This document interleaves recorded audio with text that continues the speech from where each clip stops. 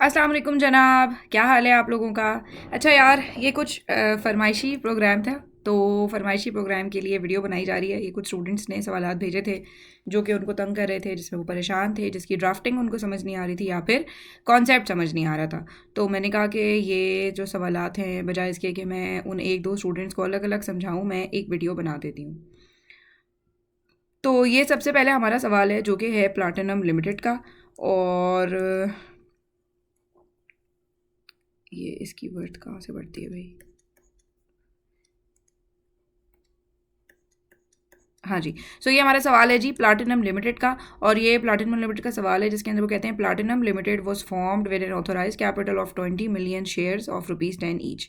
तो सबसे पहले यार एक टिप आपको देना चाहती हूँ जो कि बहुत इंपॉर्टेंट है, जो कि बहुत ज़्यादा कन्फ्यूज़ करती है इस तरह के सवालों में। वो ये कि आपको अक्सर ये पता नहीं चलता कि कितना शेयर कैपिटल है जो रुपीज़ वाला है और कितना शेयर कैपिटल है जो कि नंबर ऑफ़ शेयर्स वाला है।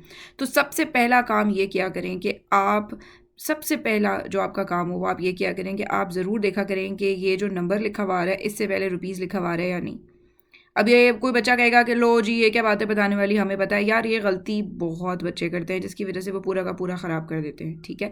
और ये गलती इवन हम टीचर से भी हो जाती है कभी कभी, ठीक है। सो आपने सबसे पहले ये देखना है रुपीज़ लगा हुआ है या नहीं, और आपने इसी वक्त आइडेंटिफाई कर लेना है, साइड में लिख लेना है कि जी रुपीज़ कितने हैं और नंबर कितने हैं। अब यहाँ पर इन्होंने डायरेक्टली नंबर ही दिया हुआ था, 20 मिलियन शेयर्स हैं, तो आपको रुपीज़ से नंबर में कन्वर्ट करने की ज़रूरत नहीं पड़ी। अदरवाइज़ नॉर्मली ऐसा होता है, इन्होंने शेयर कैपिटल दिया हुआ होता है रुपीज़ में और साथ में पार वैल्यू दी हुई होती है जो कि यहाँ पे दी हुई भी है ₹10, और फिर उसके हिसाब से जो है वो कन्वर्ट करना होता है। अच्छा, ये सवाल आप देखेंगे, ये एक बच्चे ने मुझे भेजा है और ये उसने इसके अंदर जो भी एडिटिंग वगैरह की हुई थी ये वही है, उसी की पिक्चर उसने लेके भेज दी है। आगे के भी सवालों में उसी की हुई एडिटिंग है। तो बहरहाल अब मेरे पास इतना टाइम नहीं था कि मैं इनके सवाल ढूंढती और कोई साफ़ सुथरे आपके सामने प्रेजेंट करती। आप खुद ही समझ जाइएगा, इतना भी से कोई गड़बड़ भी नहीं है। बहरहाल सो कहते हैं 20 मिलियन शेयर्स है इस जो है वो इस कंपनी का जो ऑथोराइज कैपिटल है ये 20 मिलियन है, सही। अब फिर क्या हुआ, कहते हैं कि जिस टाइम पे ये कंपनी बनी थी उस टाइम पे 4 बंदे थे यहाँ पे, जिनके नाम थे, एक का नाम था अनस, एक का नाम था असद, एक का नाम था अमीन।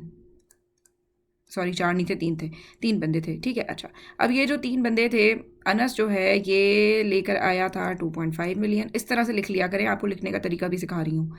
असद लेकर आया था 6.5 मिलियन, और सॉरी देखा, लिखने में मुझी से गलती हो गई। अब सोचो आपसे नहीं हो सकती क्या, इसीलिए लिख लिया करें, लिखने में शर्म मत किया करें, टाइम नहीं वेस्ट होता। अनस लेकर आया था जी 1 मिलियन, असद लेकर आया था जी 2.5 मिलियन, और अमीन लेकर आया था जी 6.5 मिलियन, ठीक है। अब कुछ आइंस्टाइन होंगे जो कहेंगे लिखने में टाइम वेस्ट होता है। भाई नहीं होता, बार बार जाके पढ़ने में टाइम वेस्ट होता है, लिखने में नहीं होता। कहते हैं इन सब का मिलके पेड अप कैपिटल बन जाता है जो कि है 10 मिलियन। इसका मतलब है ऑथोराइज 20 है, पेड अप 10 है, इसका मतलब है अभी 10 की लिमिट है। अच्छा, अब क्या हुआ, 2 अगस्त को असद ने अपने ये 0.5 मिलियन शेयर्स अरकम को बेच दिए, जिसकी वजह से क्या हुआ, जिसकी वजह से ये हुआ अब 4 मेंबर्स बन गए इस कंपनी के। अनस जो कि स्टिल 1 मिलियन पे था, ठीक है, असद जो कि 2 पे आ गया, अमीन जो कि 6.5 पे ही रहा, और एक नया मेंबर ऐड हो गया जिसका नाम था अरकम, जिसके पास 0.5 मिलियन शेयर्स हो गए। सो अभी भी टोटल आपके 10 मिलियन ही हैं। अब उसके बाद कहते हैं कि जी 6 सितंबर को, यानी ये काम 2 अगस्त को हुआ, और उसके बाद पीएल ने एक एक्स्ट्रा ऑर्डिनरी जनरल मीटिंग बुलाई और उसके अंदर एक स्पेशल रेजोल्यूशन पास की, जिसके अंदर इसने कहा कि जी पेड अप कैपिटल भी इंक्रीज़ किया जाए और आर्टिकल्स ऑफ एसोसिएशन के अंदर एक तब्दीली की जाए कि जिस तब्दीली के तहत मिनिमम शेयर होल्डिंग की रिक्वायरमेंट जो है वो 2 मिलियन होगी। यानी एक शेयर होल्डर अगर हमारी कंपनी में रहना चाहता है तो कम से कम 2 मिलियन शेयर्स पोजेस करेगा, 2 मिलियन से कम पे कोई भी नहीं आएगा। ये बिल्कुल ऐसा ही है कि जो कहते हैं नहीं आपने लॉट में ख़रीदना है, अगर आप होलसेल की दुकान पे जाएं तो वो आपको एक चीज़ नहीं बेचते, वो आपको कहते हैं 100 शर्ट्स लेंगे तो आपको ये पूरा का पूरा मिलेगा, ठीक है। इस हर कलर के अंदर आपको लेना पड़ेगा आर्टिकल तो आपको मिलेगा। तो बिल्कुल इसी तरह से यहाँ पर भी हो रहा है, वो कह रहे हैं कम से कम 2 मिलियन शेयर्स लोगों के पास होने चाहिए, लेकिन आगे से नहीं, बल्कि जो एग्जिस्टिंग मेंबर्स हैं वो भी 2 मिलियन शेयर्स रखेंगे। अब होता क्या है, वो कहते हैं इस सिचुएशन को एनालाइज करें इन the light of provisions of companies act. अब एनालाइज करने वाले सवालों का मतलब क्या है, देखो यहाँ पर अब आपकी फॉर्मेटिंग सब हिल गई है। यहाँ पर आप छोटा सा सिनेरियो बयान करेंगे, ठीक है, और सिनेरियो बयान करने के बाद आप बुलेट पॉइंट्स के अंदर एनालिसिस अपना दिखाएंगे, ठीक है। बुलेट पॉइंट्स के अंदर स्टेप बाय स्टेप आप ये कहेंगे कि जी शेयर होल्डिंग इस तरह से थी जब तक असद ने अरकम को बुलाया नहीं था, पहले आप ये लिखेंगे। उसके बाद आप लिखेंगे कि जब असद ने अरकम को बुलाया तो शेयर होल्डिंग ऐसी बन गई। ये बाकायदा इसी तरह दिखाओगे तुम, ठीक है, इसी तरह दिखाओगे। बीच में चाहो तो लाइन लगा देना, चाहो तो नहीं लगाना, इसी तरह दिखाओगे, सही। उसके बाद आप कहेंगे कि अब मसला क्या है कि इनकी ये जो रिक्वायरमेंट है, इस रिक्वायरमेंट से हिट कौन हो रहा है। इस रिक्वायरमेंट से 2 बंदे हिट हो रहे हैं, एक अनस और एक अरकम, क्योंकि असद और अमीन के पास तो ऑलरेडी 2 मिलियन या 2 मिलियन से ज़्यादा शेयर्स हैं।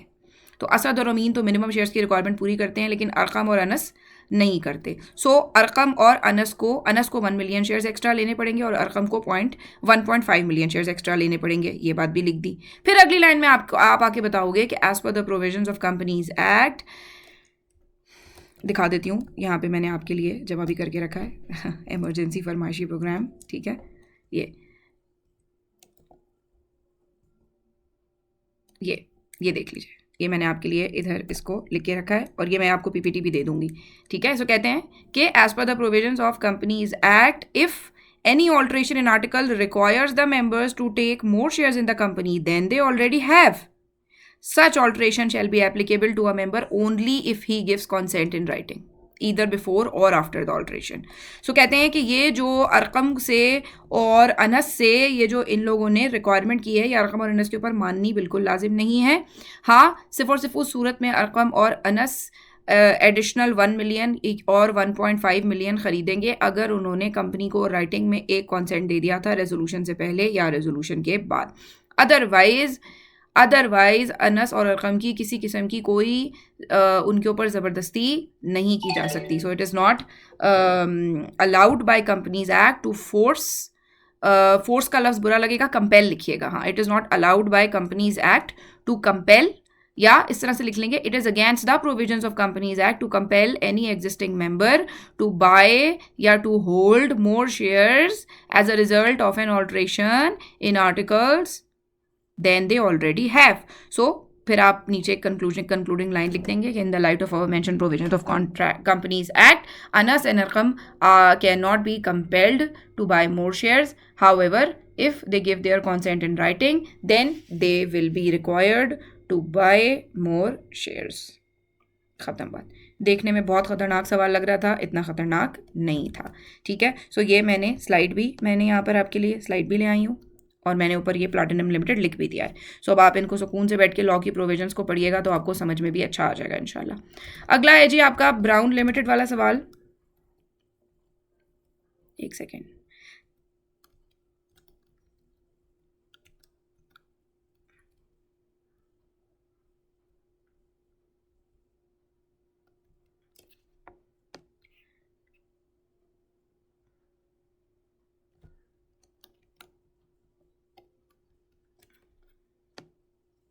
हाँ जी। सो अगला है आपका ब्राउन लिमिटेड वाला सवाल, ठीक है। अच्छा, अब ये सवाल भी देखने में बहुत ज़्यादा डरावना लग रहा था लेकिन इतना भी डरावना नहीं था, देख लेते हैं। कहते हैं Brown Enterprise Limited was formed as a construction company with an issued and paid up share capital of 500 million ordinary shares of ₹10 each, ठीक है। अब यहाँ पर अगेन वही वाली बात, तुमने देखना है रुपीज़ लिखा है कि नहीं लिखा है। रुपीज़ नहीं लिखा, इसका मतलब है ये नंबर ऑफ शेयर्स है, सही। 500 मिलियन। एक सेकेंड, एक काम करते हैं ना, हम साइड में ही जर्नल खोल लेते हैं। अबे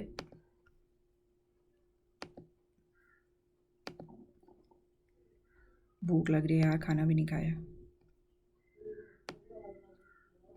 ये ठीक है, अब हमने साइड में जर्नल खोल लिया है, इसको थोड़ा और छोटा कर लेते हैं, थोड़ा और जूम आउट कर लेते हैं।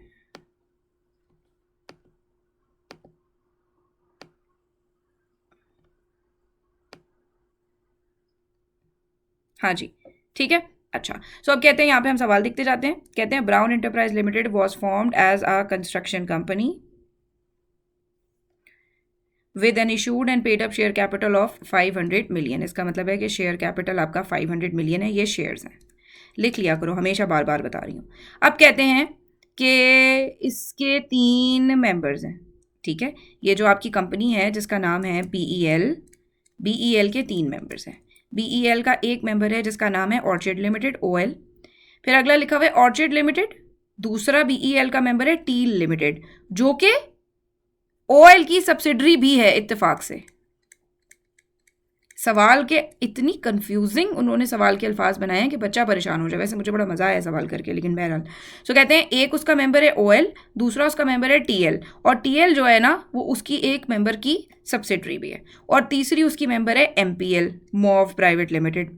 अब ये जो ओएल है, ओएल के पास 125 मिलियन शेयर्स हैं, ये जो टीएल है, टीएल के पास 130 मिलियन शेयर्स हैं, और ये जो मॉव लिमिटेड है इसके पास 245 मिलियन शेयर्स हैं। ये मिला के आप प्लस माइनस कर लीजिएगा, 500 मिलियन बन जाते हैं। सही, इसी तरह से पेपर में स्केच बनाना है, बहुत फ़ायदा होगा, मुझे दुआ दोगे तुम लोग। और अगर नहीं बनाओगे तो बार बार कंफ्यूज होगे, बार बार सवाल पढ़ोगे और उसमें टाइम ज़ाया करोगे। यकीन मानो मेरे बच्चों, मेरे ऊपर यकीन करो, इसमें टाइम वेस्ट नहीं होता। अच्छा, सो उसके बाद कहते हैं कि जी क्या हुआ आगे, कहते हैं कि बोर्ड ऑफ डायरेक्टर्स बीईएल के उन्होंने डिसाइड किया कि वो एक शॉपिंग मॉल बनाएंगे जिसके लिए उनको ज़मीन चाहिए, और ज़मीन ख़रीदने के लिए उनको मिला कौन, ज़मीन ख़रीदने के लिए उनको मिला जाकिर। ठीक है, जाकिर कौन है, जाकिर डायरेक्टर्स है दो जगह पे, डायरेक्टर है दो कंपनीज में, एक तो है वो नॉन एग्जीक्यूटिव डायरेक्टर अपनी बीईएल में।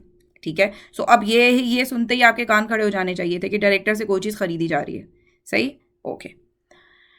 डायरेक्टर से आपको पता है जब कोई चीज़ खरीदी जा रही होती है या जब डायरेक्टर्स को कुछ भी बेचा जा रहा होता है तो वो बड़ा मसला होता है उसके अंदर। सही है, अच्छा। दूसरा एक और चीज़ क्या है कि ये जाकिर ना सिर्फ बीईएल में डायरेक्टर है बल्कि ये ओएल में भी डायरेक्टर है। ठीक है, देख लेते हैं अब हुआ क्या कि जाकिर से ये लोग ज़मीन ख़रीद रहे हैं, और ख़रीद कैसे रहे हैं, ख़रीद रहे हैं against a non cash consideration. और ये देखते ही आपके कान खड़े हो जाने चाहिए थे कि अच्छा यार यहाँ पर वो नॉन कैश कंसिडरेशन वाली चीज़ हिट हो रही है कि जब भी किसी डायरेक्टर से नॉन कैश कंसिडरेशन ली जा रही होती है तो क्या होता है, देख लेते हैं।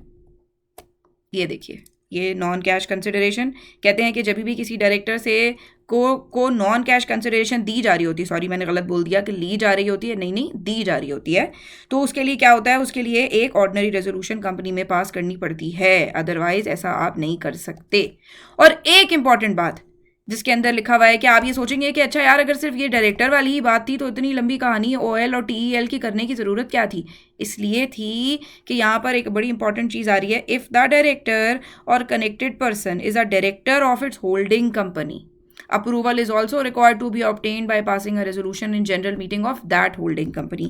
इसका मतलब है कि हमारी ये जो कंपनी है जिसका नाम है ब्राउन एंटरप्राइज लिमिटेड बीईएल, इसकी शायद इन तीनों में से कोई ना कोई होल्डिंग है, क्योंकि एक तो ये बंदा बीईएल का डायरेक्टर है तो ऑब्वियसली बीईएल के अंदर आपको स्पेशल रेजोल्यूशन पास करनी पड़ेगी, सॉरी स्पेशल नहीं ऑर्डिनरी।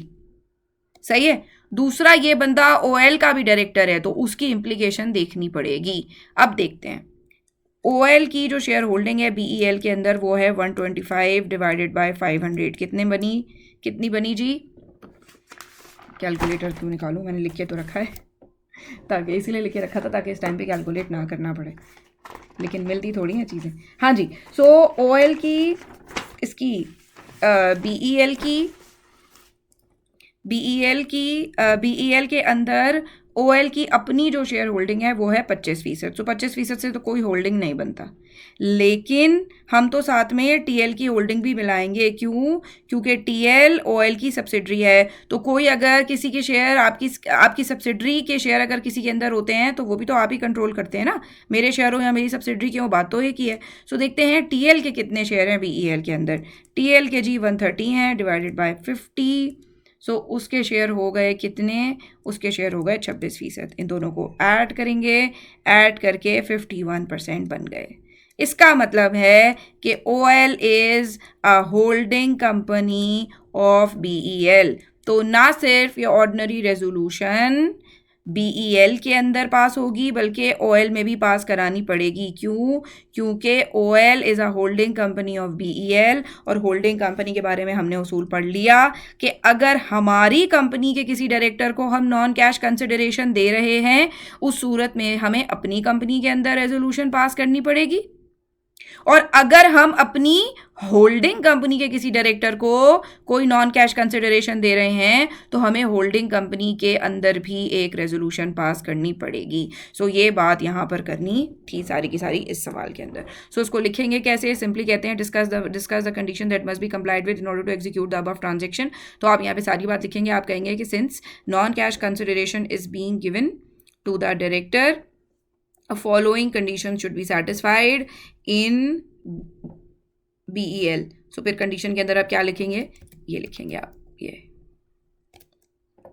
आप कहेंगे कि प्रायर अप्रूवल एक जनरल मीटिंग का ज़रूरी होगा। जनरल मीटिंग के अंदर उसकी सारी नेचर वेचर एवरीथिंग पर्टिकुलर्स ये सारा कुछ, ठीक है, और एसेट की वैल्यू भी निकलवाई जाएगी और एक रजिस्टर्ड वैल्यूअर से उसको अप्रूव भी करवाया जाएगा, ये सारी बात BEL के अंदर। उसके बाद फिर आप ये कैलकुलेशन प्रेजेंट करेंगे होल्डिंग वाली, आप कहेंगे सिंस ये कैलकुलेशन दिखा के आप कहेंगे कि since OL is a holding company of BEL, so the requirement of passing ordinary resolution in OL shall also be complied with before entering into this non-cash transaction with the director Zakir. So इस तरह से करके आप again वही bullet points में लिखेंगे। Company law के ज़्यादातर सवालात आपके बुलेट पॉइंट्स में ही सॉल्व होते हैं। ठीक है, अगले सवाल की तरफ आ जाते हैं।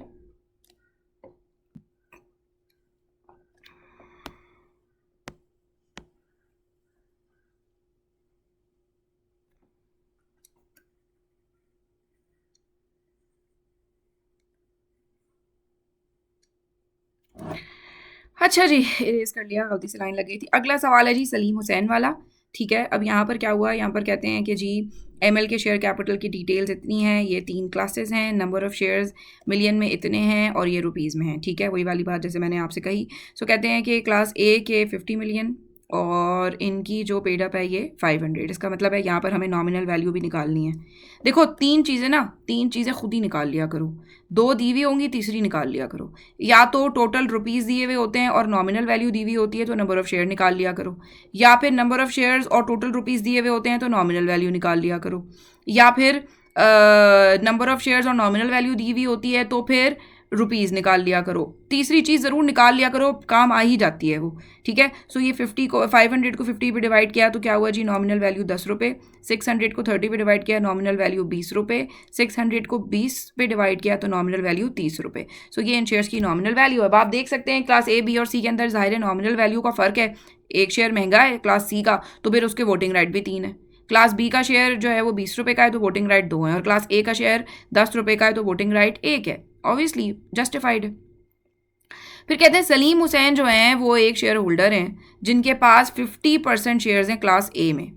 50% शेयर्स हैं क्लास A में, यानी 50 मिलियन में से कितने हैं इनके पास, 25 मिलियन शेयर सलीम हुसैन के पास हैं। इन्होंने एक एप्लीकेशन फाइल की है और उन्होंने कहा है कि कंपनी की वोटिंग राइट्स को यानी क्लास A के वोटिंग राइट्स को बढ़ाया जाए। वैसे फेस वैल्यू ना चेंज करें, लेकिन सिर्फ वोटिंग राइट को बढ़ा दें जिसके अंदर 1 share is equals to 2 votes हुआ करें। सो अब उसके बारे में लॉ कहता है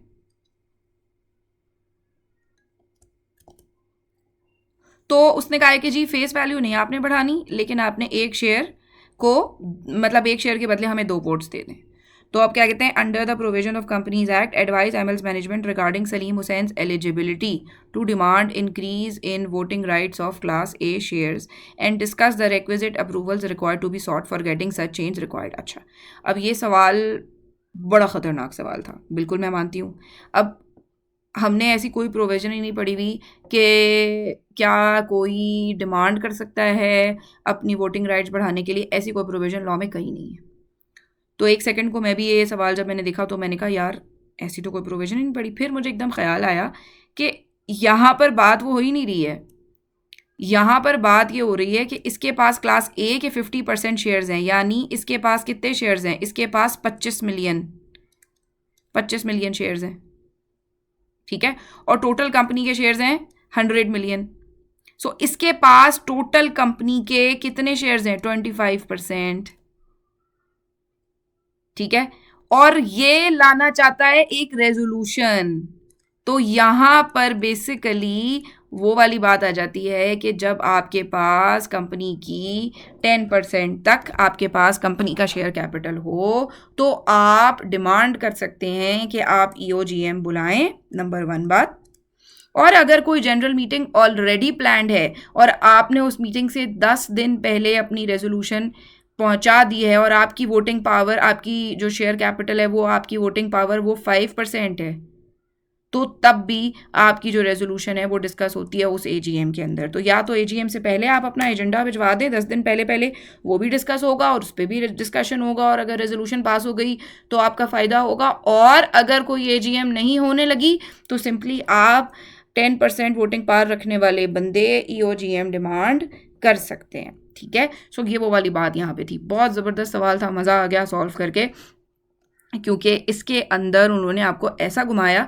मैंने भी एक सेकंड को सोचा कि यार ऐसी तो कोई प्रोविज़न पढ़ी नहीं है लॉ में कि कोई अपनी वोटिंग पावर को बढ़ा सके। फिर मुझे ख्याल आया कि वोटिंग पावर को क्या बढ़ा सके, जो दिल चाह रहा है आपका आप उसके ऊपर रेजोल्यूशन प्रेजेंट करें। दिल चाह रहा है कि भाई कंपनी का नाम तब्दील हो जाए तो भी कर सकते हैं, ठीक है ना। सो बेसिकली ये है लॉ के अंदर कि आप रेजोल्यूशन पास करना डिमांड कर सकते हैं। अगर तो आप EOGM बुलाएं तो आपके पास 10% वोटिंग पावर होनी चाहिए, ठीक है।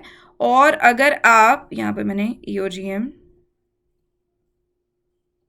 ये अगर तो आप, ये सलीम हुसैन वाला सवाल, अगर तो आप EOGM बुलाएं तो आपके पास जो है ना वो 10% तक वोटिंग पावर होनी चाहिए, ये ठीक है। और अगर AGM होने लगी है और आप उससे 10 दिन पहले रिक्वेजिशन अपनी जो है, ये जो डिमांड है ये आप रख देते हैं और आपके पास 5% तक वोटिंग पावर है, तो फिर उस सूरत में क्या होगा, फिर उस सूरत में भी इस बात के ऊपर मीटिंग में डिस्कशन हो जाएगा। पहली बात यहाँ पर ये थी, जो पहला पॉइंट था। उन्होंने क्या कहा, advice ML management regarding Salim Hussain eligibility. तो आप कहेंगे जी बिल्कुल, Salim Hussain is eligible to demand a resolution to be discussed and if, बस सिंपली आप इतनी बात कह देंगे, बिकॉज सलीम हुसैन के पास 25% तक कंपनी का शेयर कैपिटल है। पहली बात ये। फिर discuss the requisite approvals required to be sought for getting such change approved. अब क्या मसला है इसके अंदर, वो कहते हैं कौन से अप्रूवल्स यहाँ पर होंगे चाहिए अगर इनको वोटिंग पावर बढ़ानी है। यहाँ पर आएगा आपका वेरिएशन इन शेयर होल्डर का जो होता है ना, यहाँ पर आपका वो आएगा ये कि अगर आपने शेयर होल्डर्स के राइट्स में कोई वेरिएशन करनी है तो जिस पर्टिकुलर क्लास के राइट्स हिट हो रहे हैं उसके अंदर आपने स्पेशल रेजोल्यूशन पास करानी है और आपने आर्टिकल्स ऑफ एसोसिएशन को भी चेंज करना है। सो यहाँ पर फिर आप क्या कहेंगे, आप कहेंगे कि क्योंकि अब क्या होगा कि ये जो आपकी क्लास A है इसके शेयर्स के साथ अब 2 वोट्स अटैच हो जाएंगे, तो इसका असर किस पर होगा, क्लास B और क्लास C पर। तो कंपनी क्लास B और क्लास C को बुलाएगी और उनके अंदर एक स्पेशल रेजोल्यूशन पास कराएगी, और अगर स्पेशल रेजोल्यूशन पास हो गई तो फिर उसके नतीजे में जो क्लास A है उसको 1 share is equals to 2 vote की पावर मिल जाएगी। अब ये सब बुलेट पॉइंट्स में, सब, कोई फॉर्मेट नहीं है इसके अंदर, सब बुलेट पॉइंट्स में आपने जैसे एक दास्तान बयान करते हैं, एक प्रोसीजर। मैंने बहुत बार बताया हुआ है कि कंपनी लॉ के अंदर प्रोसीजर ही है, ठीक है ना। और वहां पर आप ये नहीं करते कि पहले आप लॉ की प्रोविजन बताएंगे और फिर कंक्लूजन, नहीं, बस directly as per Companies Act, as per Companies Act, as per Companies Act. तो ये आपका हो गया पार्ट 1। अब है आपका पार्ट 2, कहते हैं discuss the course of action required to be taken by ML on Salim Hussain application assuming that his eligibility to demand increase in voting rights is favourably establish. वो कहते हैं अगर इसकी बात मान ली गई तो फिर आगे क्या होगा, अगर इसकी बात मान ली गई तो फिर आगे क्या होगा, आगे होगा या तो इसकी EOGM बुलाई जाएगी, और आपको पता है कि 90 दिन के अंदर 21 दिन के अंदर अंदर आपको EOGM बुलानी होती है। पूरा EOGM का प्रोसीजर यहाँ पे मैंने लिख दिया है, ठीक है। EOGM बुलानी पड़ेगी 21 दिन के अंदर अंदर। अगर EOGM नहीं बुलाते तो फिर वो 90 दिन के अंदर सलीम हुसैन जो है वो खुद बुला सकता है, एक्सपेंसेस कंपनी से रिकवर होंगे। या दूसरा ऑप्शन ये है कि अगर कोई ऑलरेडी AGM आने लगी है और 10 दिन पहले सलीम हुसैन ने अपनी ये रिक्वेस्ट डिपॉजिट कर दी है, तो फिर सारी की सारी कंपनी के जो भी जिन जिन लोगों को नोटिस गया था उन सबको इसकी रिक्वेजिशन सर्कुलेट की जाएगी, वो लोग आएंगे और आकर मीटिंग के अंदर डिस्कस कर लेंगे। सो ये था आंसर आपका जो कि होना चाहिए था। आई होप कि आपको समझ आ गया होगा। ये भी मैं गलती से यहाँ नीचे आ गया है, इसको भी मैं ऊपर ले जाती हूँ ताकि आपको एक जिस ऑर्डर में सवालात हैं उसी ऑर्डर में आपको फिर जवाब भी हो। सलीम हुसैन वाला जवाब यहाँ पे आ गया, ठीक है। अच्छा जी, अगले सवाल की तरफ चलते हैं। अगला सवाल है जी क्रिम्सन वाला। ये सवाल मतलब मैं समझती हूँ ज्यादती है, ये सवाल देना ज्यादती है। यानी मैथ्स आप बाकी अकाउंटिंग के कंप्यूटेशनल पेपर्स में, सीएमए में या और R1 में और R2 में आप मैथ्स नहीं टेस्ट करते जो आपको इधर भी टेस्ट करना है। यानी लॉ की प्रोविजन पे जाओ यार, आप मैथ्स की बात कर रहे हो, बड़ी ज्यादती है। मुझे ये सवाल देकर बहुत गुस्सा आया। बहरहाल कहते हैं जी क्रिम्सन लिमिटेड 1 जुलाई को इनकॉर्पोरेट हो गई थी as a public unlisted company, और ये इसका ऑथराइज्ड कैपिटल और इसका शेयर कैपिटल भी था। अच्छा, इस सवाल में अनफॉर्चुनेटली जो बच्चे ने मुझे भेजा है, इस सवाल में ऑथोराइज्ड और वो पेड अप कैपिटल है ही मिस, उड़ गया है। ये उसने किसी किताब से मुझे स्क्रीनशॉट लेके भेजा था, तो ये इसके अंदर उड़ गया है। तो ये ना मैंने फिर पास्ट पेपर से निकाला था, और इसका जो सोल्यूशन है वो भी मैंने फिर डायरेक्टली पास्ट पेपर के आंसर से निकाल लिया, क्योंकि इतना लंबा था, मेरे पास इसको प्रॉपरली सॉल्व करने का टाइम नहीं था। तो फिर मैंने इसका ये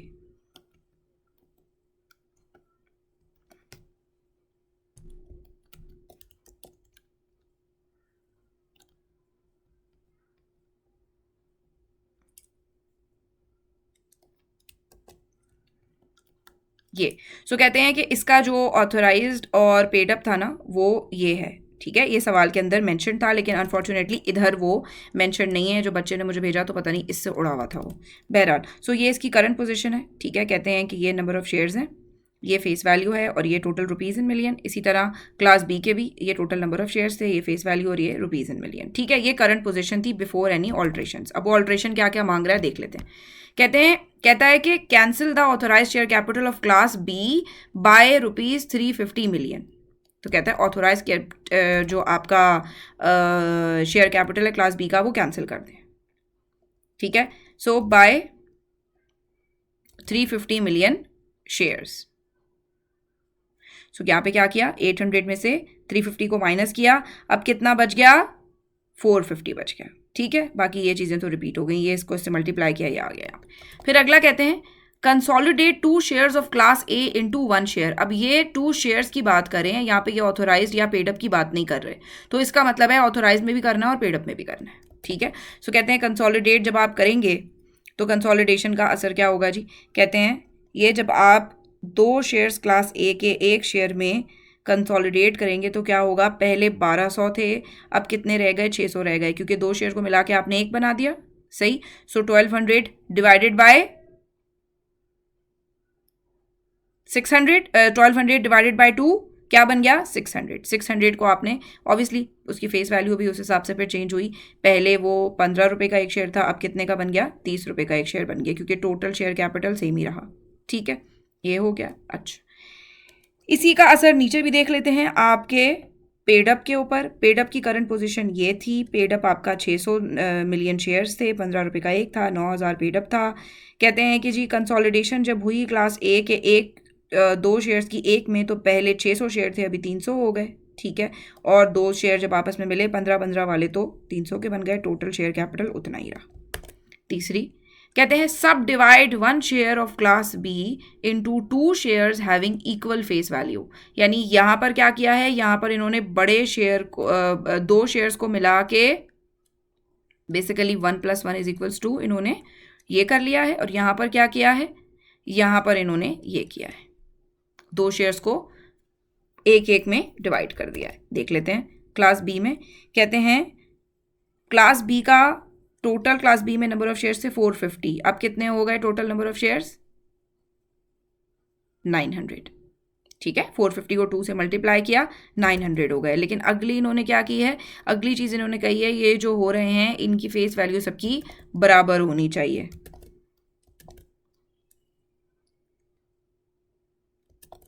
अच्छा, सो क्या किया इन्होंने, 450 को मल्टीप्लाई बाय 2 किया तो वो 900 हो गए। ठीक है, और इन्होंने क्या कहा, सबकी फेस वैल्यू बराबर होनी चाहिए, तो 40 को इन्होंने डिवाइडेड बाय 2 किया, तो अब आपका एक शेयर हो गया 20 का। टोटल आपका वैसे ही 18 का 18 नीचे आया है। ठीक है, अच्छा, फिर इसका जो है इम्पैक्ट पेडअप पे क्या हुआ, अगेन वही, पेडअप आपका कितना था, 400 था, 400 को 2 से मल्टीप्लाई किया, कितना हो गया पेडअप, 800। 40 को आपने 2 से डिवाइड किया, कितना हो गया, 20।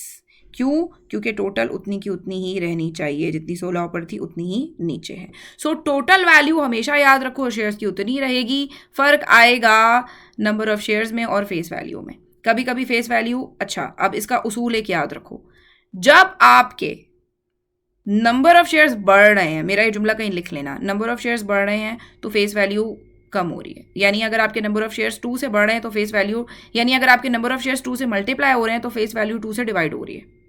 ठीक है, अगर आपके नंबर ऑफ शेयर्स 2 से डिवाइड हो रहे हैं तो फेस वैल्यू 2 से मल्टीप्लाई हो रही है। ये उसूल मेरा याद रखना, बहुत बहुत इंपॉर्टेंट बात है। क्या बोला मैंने? अगर आपके नंबर ऑफ शेयर्स 2 से डिवाइड हो रहे हैं तो फेस वैल्यू 2 से मल्टीप्लाई हो रही है, और अगर आपके नंबर ऑफ शेयर्स 2 से मल्टीप्लाई हो रहे हैं तो फेस वैल्यू 2 से डिवाइड हो रही है। तुम देख लो, नहीं हो रहा यहाँ पे ऐसा, नंबर ऑफ शेयर्स 2 से मल्टीप्लाई हो रहे हैं, फेस वैल्यू 2 से डिवाइड हो रही है।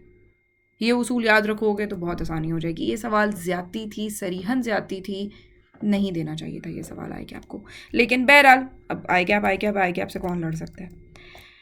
अच्छा जी, सो ये था, यहाँ पे कहते हैं इम्पैक्ट बताइए बोर्ड ऑफ डायरेक्टर के प्लान का। तो ये इम्पैक्ट है जो कि ये पूरे टेबल के जरिए बताया, ठीक है, और ये बिल्कुल करेक्ट हुआ है। आई कैप के सजेस्टेड आंसर्स में अक्सर काफ़ी गलतियाँ होती हैं, लेकिन ये बिल्कुल करेक्ट हुआ है, इसीलिए मैंने उसी को यहाँ छाप दिया है, बजाय इसके कि मैं खुद इतना लंबा टेबल बनाती, इतना टाइम नहीं था। फिर अगला जो पार्ट है उसका वो सिंपल, ये पॉसिबल ऑल्ट्रेशंस मैंने दिखा दी हैं, ऐसी होती हैं, ठीक है, और वो क्या कहते हैं, स्पेशल रेजोल्यूशन पास करते हैं अगर आर्टिकल्स में अलाउड है। अगर आर्टिकल्स में अलाउड नहीं है तो फिर पहले आर्टिकल्स में चेंज करना पड़ेगा। SECB से अप्रूवल रिक्वायर्ड नहीं है, और स्पेशल रेजोल्यूशन जो पास किए और मेमोरेंडम में जो तब्दीली की है वो रजिस्ट्रार को जमा करवाना होगा। तो अगला पार्ट इसका ये था, देख लेते हैं। कहते हैं procedure to be followed for implementation of the set plan. तो ये सारा प्रोसीजर है जो कि मैंने यहाँ पे बताया, ठीक। अच्छा जी, अगला है ये बाल्बेक लिमिटेड।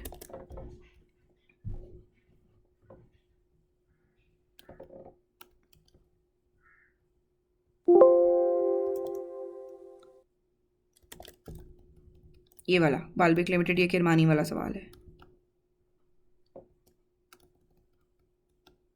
किधर गया? ये रहा किरमानी वाला।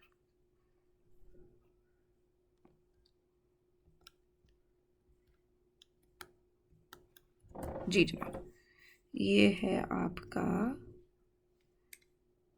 किरमानी वाला सवाल, बाल्बेक लिमिटेड वाला। अच्छा जी, क्या हो रहा है सवाल के अंदर? कहते हैं Baalbek limited is an unlisted public company and has 8 directors. अच्छा जी, 8 डायरेक्टर्स हैं, ओके। और उसका पेड अप कैपिटल है क्या? Is 50 million divided to ordinary shares of ₹500 each. इसका मतलब है कितना हो गया आपका?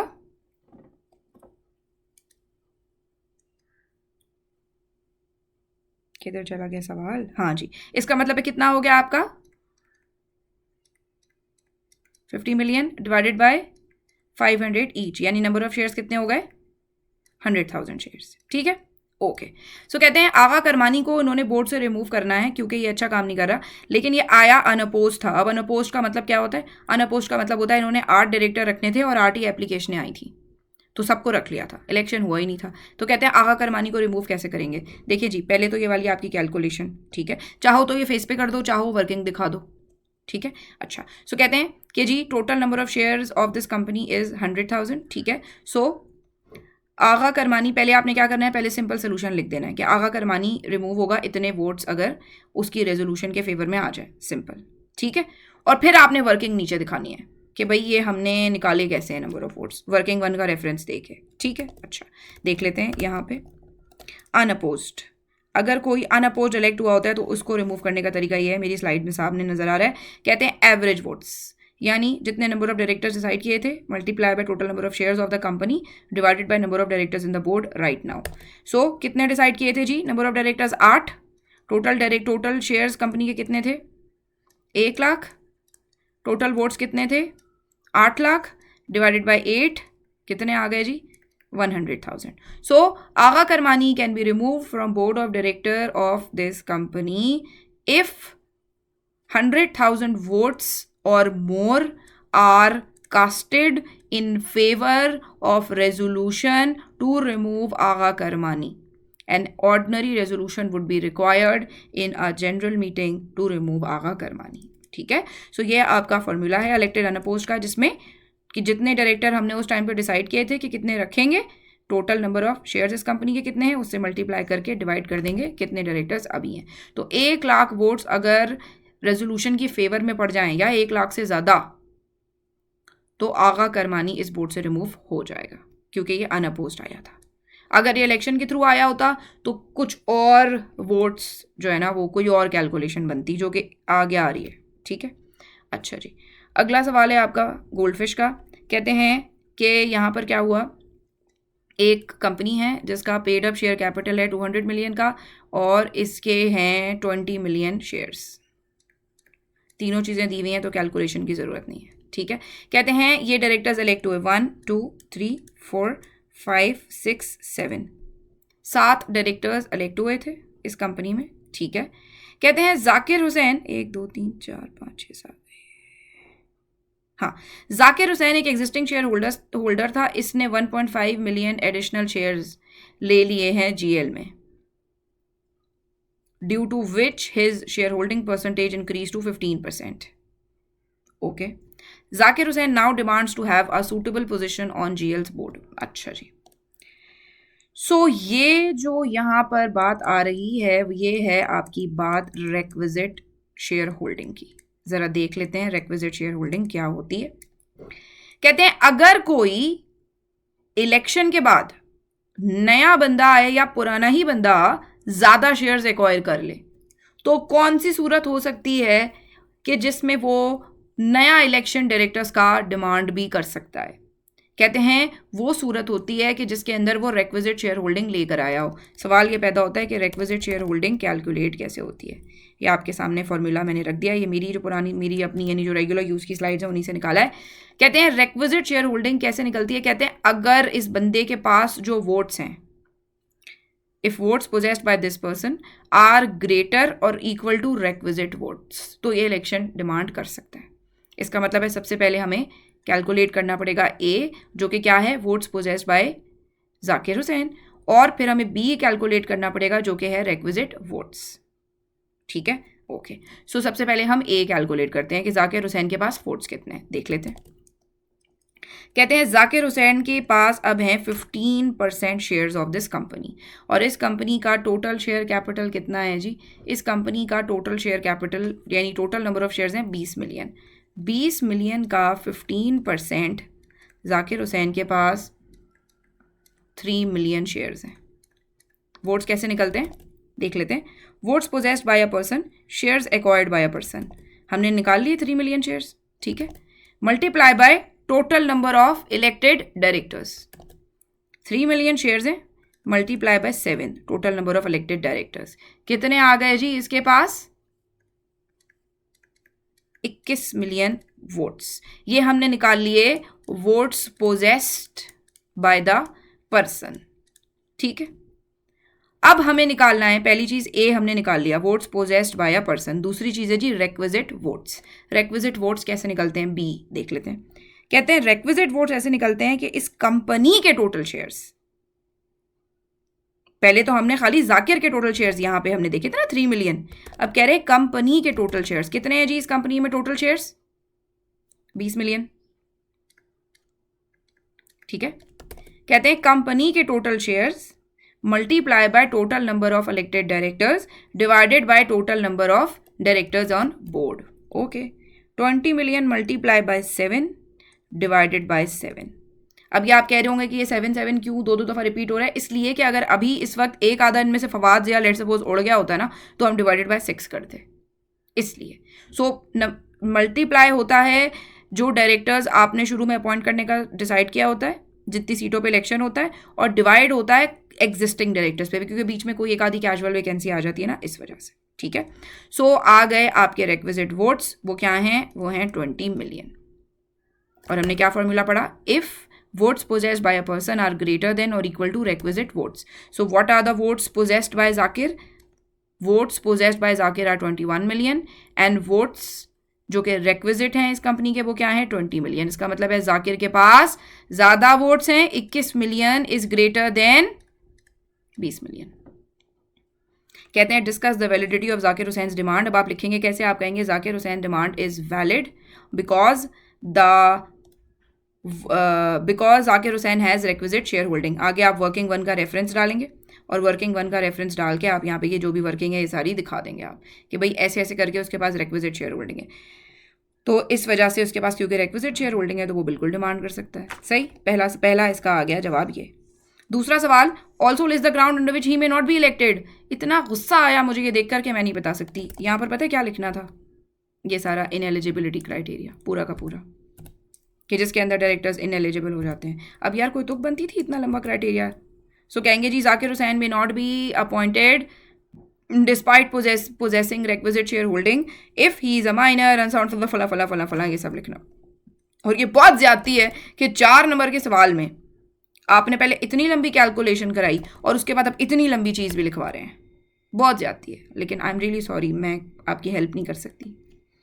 फिर कहते हैं assuming that Zakir Hussain is eligible to be appointed on GL's board, state the procedures to be followed. तो अब आपको प्रोसीजर पता है सारा डायरेक्टर की कि जी पहले क्या होगा, एग्जिस्टिंग बोर्ड ऑफ डायरेक्टर इसकी डिमांड के 30 दिन के अंदर अंदर अब आपके नंबर ऑफ डायरेक्टर्स फिक्स करेंगे। लेकिन नंबर ऑफ डायरेक्टर्स फिक्स करने की ज़रूरत नहीं है। क्यों? क्योंकि जो आपका एग्जिस्टिंग बोर्ड ऑफ डायरेक्टर है, नंबर ऑफ डायरेक्टर्स उसको वही रखने होते हैं। रिक्विजिट शेयर होल्डिंग की एक रिक्वायरमेंट ये है कि टोटल नंबर, मैं लिख भी देती हूँ, total number of directors in new, इसको न्यू नहीं फ्रेश इलेक्शन कहते हैं ना, हाँ, fresh election will be same as in previous election. तो वो उन्होंने पहले 7 रखे थे, अभी भी 7 ही आएंगे। ठीक है, सो ये वाली बात आप लिखेंगे, एग्जिस्टिंग बोर्ड ऑफ डायरेक्टर जो है वो 30 दिन के अंदर अंदर मीटिंग का नोटिस भेजेगा, उसमें सबके डायरेक्टर के नाम और वो सारा जो डायरेक्टर के इलेक्शन का प्रोसीजर है वो सारा आपको बताना है। अब ये भी जाती है 4 नंबर के लिए इतना ज़्यादा लिखवाना, लेकिन बहरहाल मैं कुछ नहीं कर सकती। ये सारा डायरेक्टर के इलेक्शन का प्रोसीजर मैंने यहाँ पे लिख दिया है। सो ये सवाल आई होप आपको समझ आ गया होगा। लिखने का तरीका भी अगैन वही बता रही हूँ, बुलेट पॉइंट्स के अंदर बात करेंगे, समझ आ जाएगा इंशाल्लाह। अच्छा, अगला सवाल, ये टफ सवाल है, बहुत टफ सवाल है। इसके अंदर वाकई टाइम लगा और बात अगेन वही था, खोदा पहाड़ निकला चूहा, था कुछ भी नहीं इसके अंदर इतनी लंबी बात, लेकिन वाकई इस सवाल के अंदर स्टूडेंट्स को अच्छा खासा टाइम लगेगा। देख लेते हैं। कहते हैं बशीर जमान, अच्छा इसको मैं ज़रा ऐसे करती हूँ, साथ में मैं जर्नल खोलती हूँ बिकॉज ये जर्नल पे होगा काम। अरे ये हो गया। अच्छा, सो कहते हैं बशीर जमान और उसके 2 भाई नदीम और फ़हीम ये नकेन टायर लिमिटेड के मेंबर्स हैं। अच्छा जी, देख लेते हैं। सो ये है आपका नकेन टायर लिमिटेड कंपनी है, इसके अंदर एक है आपका बशीर। इस तरह स्केच बनाओगे, बार बार बता रही हूँ, बशीर, एक है नदीम, एक है फ़हीम। ठीक है, और बशीर के 20 मिलियन, नदीम के पास 35 और फ़हीम के पास हैं जी 45 मिलियन। ठीक है, सो इस कंपनी का टोटल शेयर कैपिटल कितना हो गया भाई? मैंने लिख के रखा था ताकि अभी ना करना पड़े कैलकुलेट। 100 मिलियन। ये आपकी एक कंपनी हो गई एनटीएल। सही, अब दूसरी कंपनी की बात करते हैं। अब कहते हैं एक और कंपनी है जिसका नाम है एक्सेस रबर, ARL। ठीक है, ARL के अंदर भी बशीर के पास 2 मिलियन शेयर हैं। सो बशीर के एक तो शेयर एनटीएल में होगा और एक यहाँ पे भी होगा, और ये वो पॉइंट है जब आपको समझ आ जाना चाहिए कि यहाँ एसोसिएटेड कंपनी की बात हो रही है। ठीक है, अच्छा, फिर दूसरे जो शेयर होल्डर्स हैं ARL के, उनमें से एक है ताहिर, एक है ताहिर की बेटी नासरा। अब ये देखकर आपको फ़ौरन जहन में आ जाना चाहिए स्पाउस और माइनर चिल्ड्रन वाली बात, लेकिन नासरा माइनर नहीं है, और एक उसका माइनर सन है रऊफ़। इसका मतलब है ताहिर और रऊफ़ की शेयर होल्डिंग ऐड अप होके समझी जाएगी एक ही जगह एसोसिएटेड कंपनी की कैलकुलेशन के लिए। क्योंकि हमेशा याद रखें, अपने शेयर, बीवी के शेयर और या हस्बैंड के शेयर और माइनर बच्चों के शेयर ये मिला के गिने जाते हैं। अच्छा जी, सो बशीर के पास 2 मिलियन है, ताहिर के पास कितने हैं? 8 मिलियन, नासरा के पास कितने हैं? 37 मिलियन। नाइस, और माइनर जो है उसके पास हैं 3 मिलियन। इसका मतलब है ताहिर की पार्टियां दो, जो ताहिर की पार्टी है, ताहिर के पास कितने हो गए? 11 मिलियन इस कंपनी में। सही है, लेकिन ताहिर की शेयर होल्डिंग रेलिवेंट नहीं है बिकॉज ताहिर एनटीएल में मेंबर नहीं है। किसकी शेयर होल्डिंग रेलिवेंट है? बशीर की। बशीर की शेयर होल्डिंग रेलिवेंट है। अब 20 का 100 मिलियन कितना होता है जी? 20%। आपको पता है ना, एसोसिएटेड कंपनी बनाने के लिए दोनों कंपनियों में इसका 20% होना ज़रूरी है ना। अच्छा, ARL का जो टोटल शेयर कैपिटल है वो है 50 मिलियन, तो 2 डिवाइडेड बाय 50 20% तो नहीं होता। तो अभी तक तो NTL और ARL आपस में एसोसिएटेड कंपनी नहीं थे, लेकिन थोड़े दिनों में क्या हुआ, बशीर की शादी हो गई नासरा से, तो अब बशीर के शेयर्स कितने हो गए total, 39 million. 39 divided by 50, ARL की टोटल शेयर होल्डिंग 50 है, बशीर के अपने 2, उसकी बेगम के 37, टोटल मिला के 39 डिवाइडेड बाय 50 कितने परसेंट बन जाता है भाई, 78%।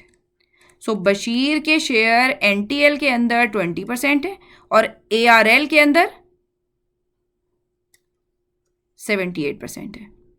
इसका मतलब है बशीर की वजह से ARL और NTL क्या बन गई, एसोसिएटेड कंपनीज बन गई बशीर की वजह से। सही, ये कैलकुलेशन थी यहाँ पर, और ये सब आप वर्किंग में आपको दिखानी होगी, और इसी तरह दिखा देना वर्किंग में, कोई मसला नहीं है। वर्किंग 1 का रेफरेंस डालना, ऐसे दिखा देना। फिर कहते हैं 10 मार्च को क्या हुआ, ये कुछ प्रपोजल्स आए, उन्होंने कहा जी एक लोन देंगे 50 मिलियन का, NTL जो है वो अपनी एसोसिएट ARL को एक लोन दे 50 मिलियन का। जी, इन्वेस्टमेंट इन एसोसिएटेड कंपनी की प्रोविजन हिट हो गई, ठीक है। और आपको पता है कि जब भी लोन देते हैं, कुछ भी करते हैं, तो वो सारी लंबी चौड़ी कहानी कि आपको स्पेशल रेजोल्यूशन पास करनी पड़ेगी, और वो सारी की सारी पूरी इसकी आपको दिखानी पड़ेगी बातें। दिखा देती हूँ आपको, ये देखिए जी,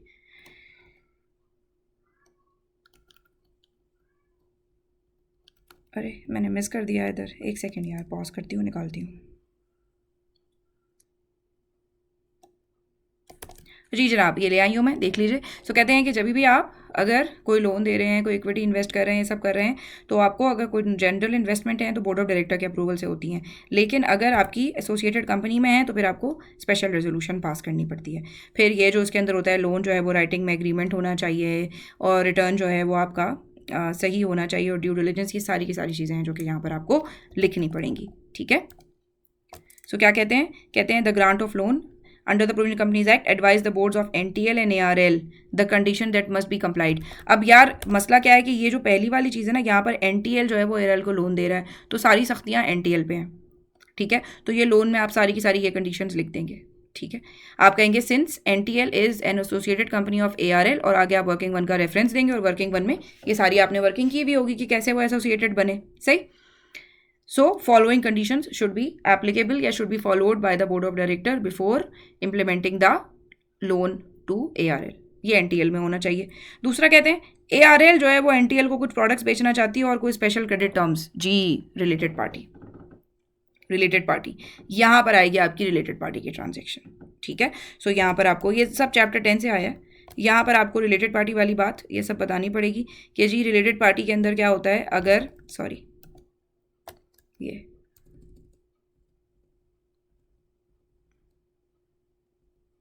ये आपको बताना पड़ेगा कि अगर रिलेटेड पार्टी के साथ ट्रांजैक्शन है तो वो बोर्ड ऑफ डायरेक्टर के अप्रूवल से होती है, लेकिन अगर मेजॉरिटी डायरेक्टर्स इंटरेस्टेड हों तो फिर आपको जनरल मीटिंग के अंदर स्पेशल रेजोल्यूशन पास करनी पड़ती है, अगर transaction outside normal course of business हो। और ये outside normal course of business ही है बिकॉज इसके अंदर वो एक्स्ट्रा डिस्काउंट दे रहे हैं, ठीक है।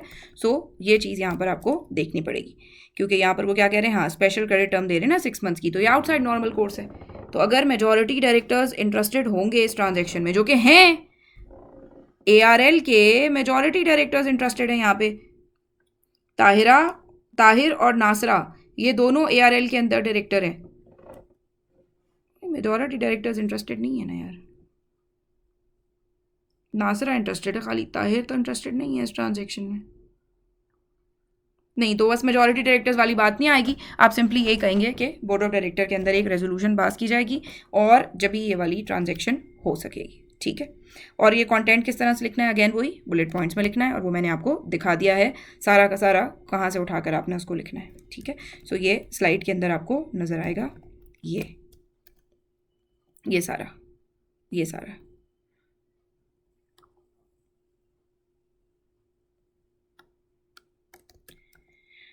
अगला है जी आखिरी सवाल फरमाइशी प्रोग्राम का, वो है Cartier metal limited public unlisted company has a paid up capital of ₹500 million, ordinary shares of ₹100 each.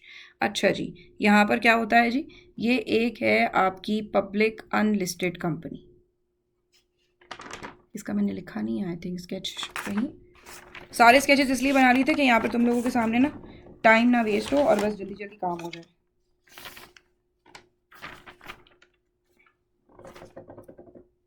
हाँ जी हाँ जी हाँ जी, आ गया। सो कहते हैं ये कार्टियल मेटल लिमिटेड एक पब्लिक अनलिस्टेड कंपनी है जिसका पेड अप कैपिटल है 500 मिलियन का। 500 मिलियन शेयर्स, रुपीज़ 500 मिलियन। ये इसने गड़बड़ की थी यहाँ पे कि देखने में ऐसा लग रहा है कि ये नंबर ऑफ शेयर्स हैं जबकि आगे रुपीज़ लिखा हुआ है। जहर है ये, जहर जहर। मुझे बहुत गुस्सा आया ये देखकर। क्या कर सकते हैं बहरहाल। सो आप 500 मिलियन को डिवाइड करेंगे 100 पे तो आपको पता चल जाएगा कि जी टोटल 5 मिलियन शेयर्स हैं इसके, इस कंपनी के। ठीक है, अच्छा अब कहते हैं कि क्या हुआ था यहाँ पर आपका इलेक्शन हुआ था जिसके अंदर आपका जो सबसे ज़्यादा बड़े वोट्स पे जीता था तिहामी, फिर नंबर 2 पे नहीं सॉरी सबसे ज़्यादा बड़े वोट्स पे जीता था अदनान, नंबर 2 पे जीता था तिहामी, नंबर 3 पे जीता था अब्दुल्ला। अब आपको पता है सबसे ज़्यादा कम वोट्स जो पड़ते हैं किसी भी इलेक्शन में, बाद में अगर उस इलेक्टेड बोर्ड में से किसी को रिमूव करना हो तो इतने वोट्स चाहिए होते हैं उसको रिमूव करने के लिए। अगर वो बंदा इतने वोट्स ले लेता है तो फिर वो बच जाता है, और अगर वो इससे कम वोट्स लेता है तो फिर वो हट जाता है। ये वोट ऑफ कॉन्फिडेंस जो कि अभी आपने देखा भी था इमरान खान के सिलसिले में। ठीक है, सो कहते हैं कि CML के बोर्ड ने डिसाइड किया अदनान को रिमूव करें। तो बताते हैं कि अदनान को अपनी डायरेक्टरशिप रखने के लिए कितने वोट्स चाहिए। तो यहाँ पर आप बताएंगे अदनान को 2.5 मिलियन वोट्स चाहिए because the minimum number of votes on which our director was elected in the previous elections were 2.5 million। ये एक मिसकॉन्सेप्शन है कि जिसके अंदर बच्चे समझते हैं उतने ही वोट्स लेने हैं हमें दोबारा जितने पहले लिए थे। नहीं, उतने नहीं लेने, मिनिमम नंबर ऑफ वोट्स आपको लेने हैं। इस बोर्ड पे रहने के लिए कम से कम 2.5 मिलियन वोट्स चाहिए थे जो कि अब्दुल्ला लेकर आया था। अगर अदनान को अब इस बोर्ड पे रहना है तो उसको 5.5 मिलियन नहीं बल्कि 2.5 मिलियन वोट्स कम से कम चाहिए या उनसे ज़्यादा। तो अगर अदनान की फेवर में 2.5 मिलियन वोट्स पड़ गए, और अदनान की फेवर में पड़ने का मतलब रेजोल्यूशन के अगेंस्ट, ठीक है, तो अगर अदनान की फेवर में या रेजोल्यूशन के अगेंस्ट 2.5 मिलियन तक वोट्स पड़ गए तो फिर अदनान इस बोर्ड पर रिटेन रहेगा, जो कि यहाँ से आप देख सकते हैं ये minimum number of votes required to become director in the previous election, Adnan वाला सवाल। दूसरा कहते हैं What would be your answer in one above? Adnan was elected unopposed। तो आपको अभी पीछे भी ये चीज़ सिखाई है कि अगर अनअपोज्ड कोई इलेक्ट हुआ होता है तो फिर उस सूरत में आप एवरेज वोट्स निकालते हैं।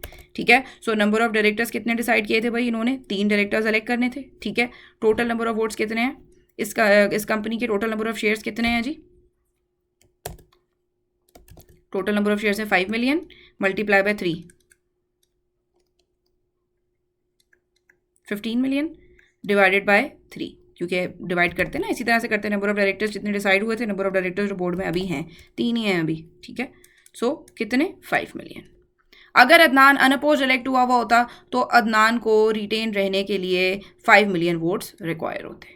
अब ये आप अगेन वही वाली बात, आप आंसर लिखेंगे, वर्किंग का रेफरेंस देंगे और उसके बाद वर्किंग में जाके वर्किंग करेंगे। सवाल के फेस के ऊपर वर्किंग मत कीजिएगा। सो ये काफ़ी टफ सवाल थे, एक बच्चे ने चुन के मुझे सारे भेजे and I am so glad उसने भेजे, बिकॉज मैं इतने दिनों से कह रही हूँ ड्राफ्टिंग जीनी के ग्रुप में भी और रेगुलर ग्रुप्स में भी कि भाई कोई सवाल है तो पूछ लो, बच्चे पता नहीं शर्मा रहे थे। बहरहाल सो ये काफ़ी सारे सवाल जमा हो गए तो मैंने कहा कि यार इनकी एक वीडियो के फॉर्म में जवाब दे देते हैं। ये वीडियो जो है ना गोल्ड है, this is gold, you should watch it. ये आपको बहुत ज़्यादा फ़ायदा करेगी। ये मत सोचिएगा कि अभी हमारे पास टाइम नहीं है, ये वीडियो आपका कॉन्फिडेंस इतना ज़्यादा बूस्ट करेगी कि आप सोच नहीं सकते। तो ये वीडियो लाजमी देखनी है। Take care of yourself. Allah आपका हामी नासिर। अल्लाह हाफ़िज़।